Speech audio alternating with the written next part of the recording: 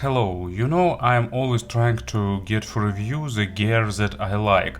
I don't want to spend time reviewing something that I don't like, but few reviews in a row I'm getting some earphones that really surprise me in a positive way. Probably this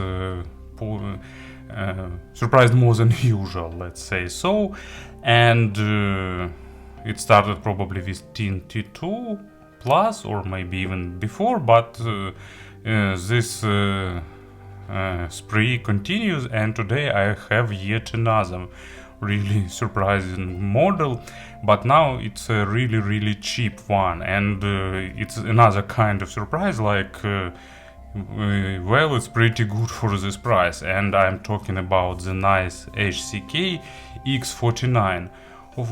Their price is 17, not 70, not $17. I will add link to the description, and for less than 20 bucks, it's a really great offer. I will show you now why.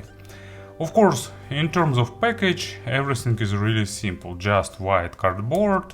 You can see I have no microphone version, but also there is a version with microphone. 22 ohms of impedance, 110 decibels of sensitivity, good figures, so maximum simplicity, but I can't judge them because it's hard to do something for $17. Inside everything is also absolutely simple. You will have earphones themselves,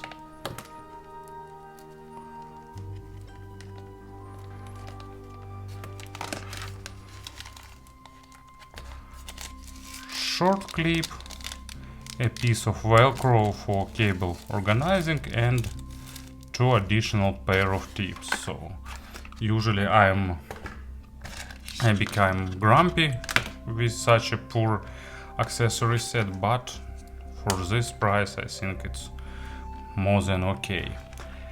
In terms of design, they are unusual. You can see they are really small, made of polished metal. It reminds probably chrome-plated aluminum or stainless steel, I'm not sure, but looks really attractive. And what is more important, they are small, so they will fit into almost any ears. And what is even more important, you can get the smaller tip and you can insert them really deep in your ear channel, achieving the definitely above the average sound isolation.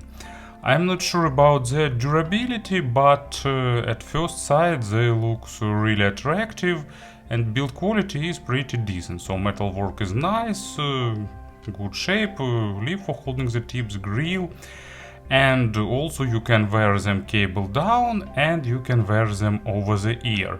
Actually, with over the ear I managed to get even deeper insertion, and that's a plus of this model in my opinion, because I like this over the ear wearing with deep insertion.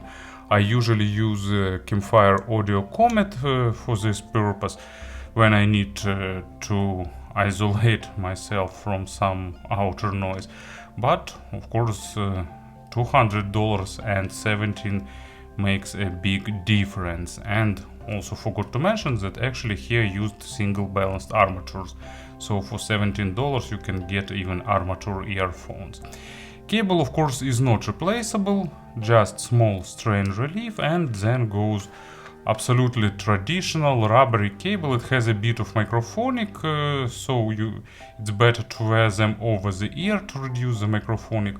On one of the cables there is some donut.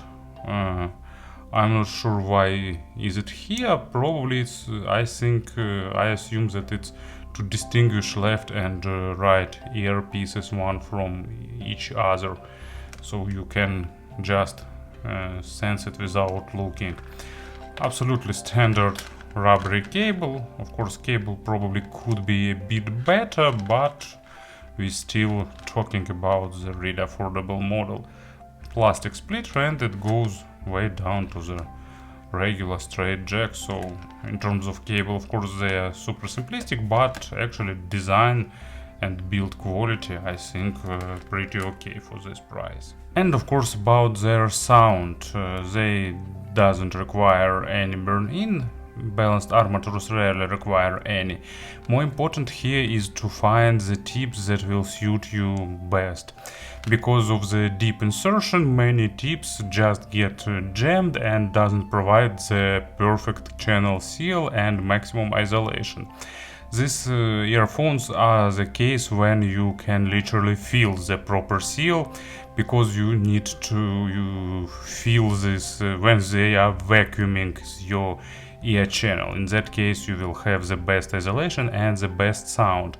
If stock tips won't be okay for you, then Symbio ear tips by Mandarins or SpinFits can solve that. Most probably SpinFits CP100M will be the best for them, but I didn't measure their spout diameter, so I'm not 100% confident here. Usually SpinFits provides the best option when you need to insert earpieces really deep, because you can literally insert them to the level where your ear channel starts bending, and tips will also bend, providing the best isolation. As a player, for examples, I will use Norma SR15. Unfortunately, SR25 didn't make its way to local distributors yet. And in terms of sound, you know, they are good. I wanted to add they are good for the price, but no, they are actually good, simply good. Of course, don't expect the sound, I don't know, some Solaris or even Campfire Audio Comets, but for $17 they are really great, and they show the strongest part of the balanced armature drivers. You know, single balanced armature driver, if it's some normal driver, it doesn't require any sophisticated tuning, it doesn't require complex acoustic damping or something like that, it doesn't require crossover, so just get it, create some shell, and that's all. I've seen a DIY project on YouTube where some guy made earphones shell out of the armor shells, and it actually looked pretty good. And that's also another example, just simple round tubes, inside there is some driver, and that's all, so nothing more.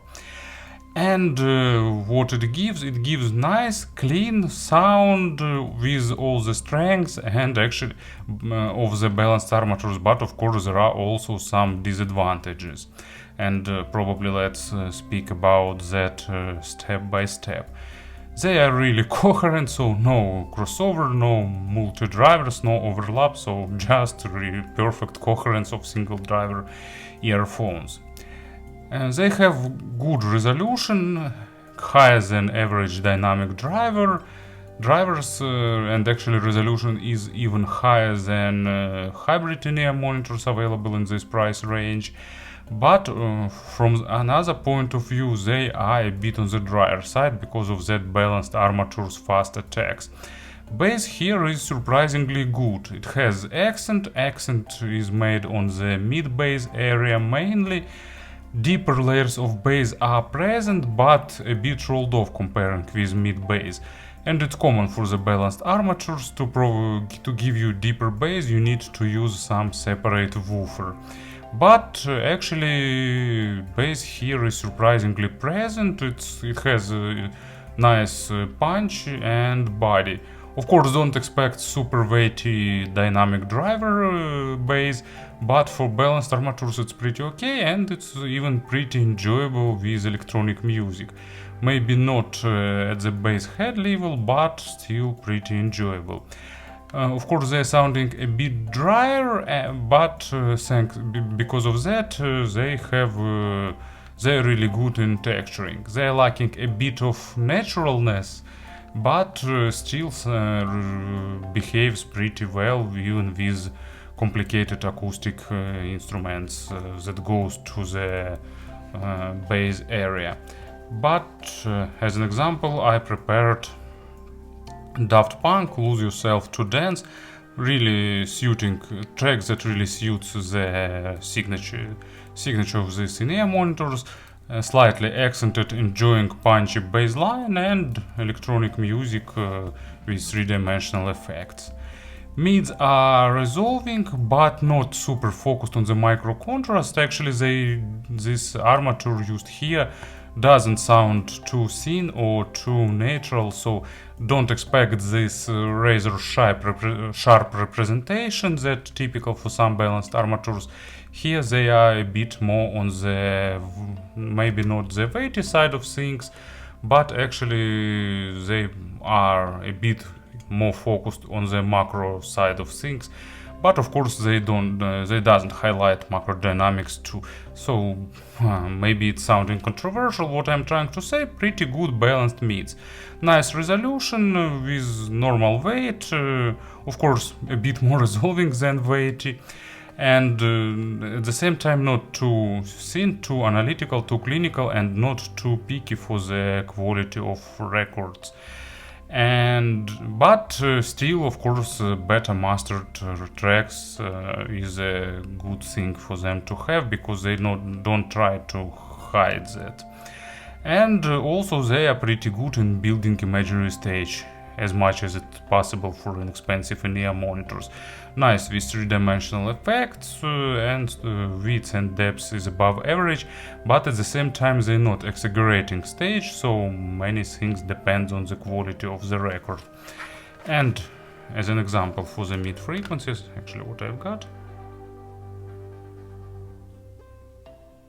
Yeah, it's Haken or Haken, not sure about the pronunciation. 1985, really good group. I found them on the Bandcamp, randomly searching it.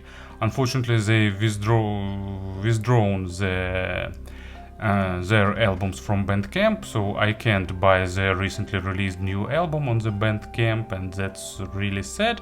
But it's a really good progressive metal group that, you know, they are mixing genres pretty actively. You can get something from classical progressive, partially they influenced by djent and other modern subtypes, and also they heavily using that retrowave sounding with synthesizers and so on. So the mid frequencies of this track is pretty intensive, and these earpieces, thanks to their balanced armature nature, represent it pretty nicely. Maybe they're lacking a bit of weight on bass guitar, but it's a balanced armature, they don't trying to add weight. And treble. Treble is accented. In previous reviews I already tried to describe the difference of representation of treble between the balanced armature and other drivers. Actually, treble extension here is average, but resolution and speed is pretty good.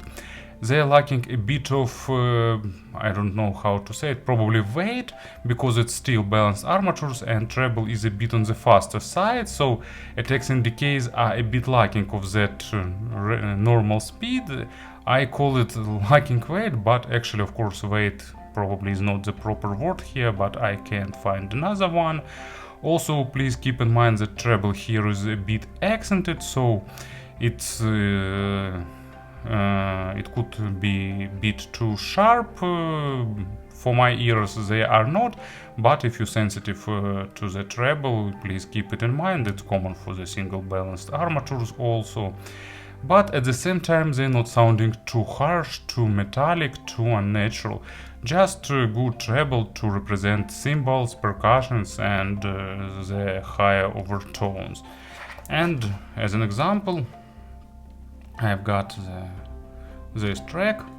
Actually, it's one of my favorite classical music compilations. I really like it because it's 3-in-1. It's Ravel Bolero, Debussy La Mer, and Mussorgsky pictures from an exhibition, and everything is recorded really nicely.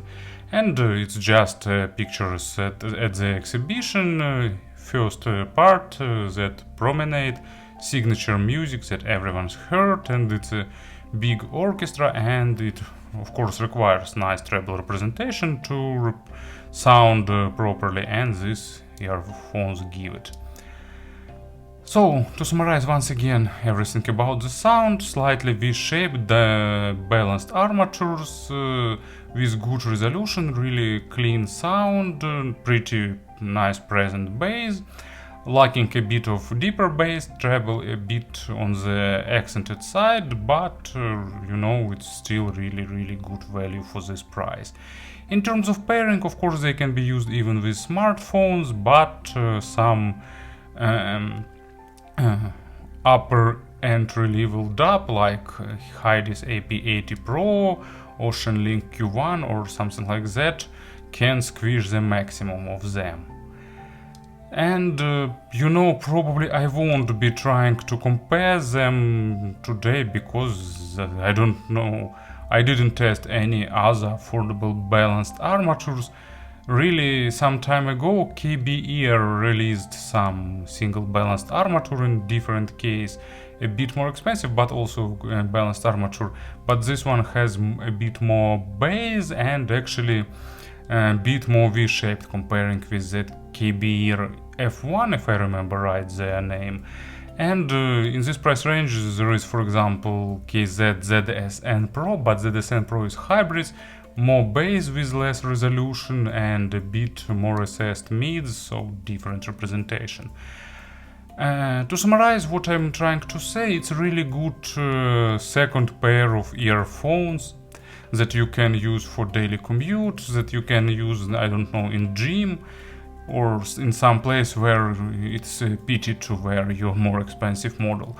Or it's just a great gift for your non-audiophilic friends, because they show this really mass market tuning, but of course not something bass heavy.